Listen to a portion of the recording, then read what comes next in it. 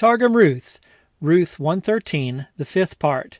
In this video, I'd like to talk about the negative particles, where in the Hebrew we had al, and in the Aramaic of Targum Ruth, there's la.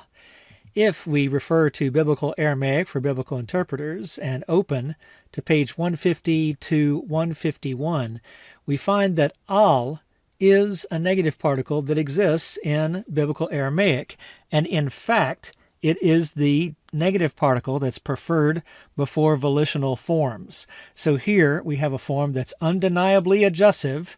You can see it in the meaning, let the dream and the interpretation not frighten you, but also because there's not an energic noon after the verbal root and before the suffix, we see that that is adjussive.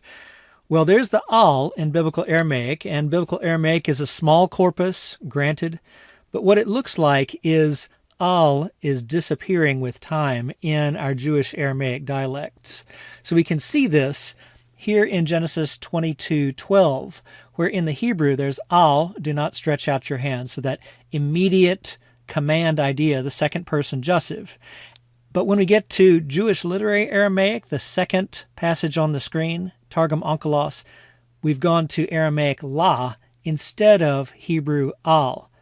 Yet, Targum Pseudo-Jonathan, which is late Jewish literary Aramaic, goes back to al, most likely under the influence of the translator looking at the Hebrew at that time, rather than al being a productive negative particle in late Jewish literary Aramaic, as we have here.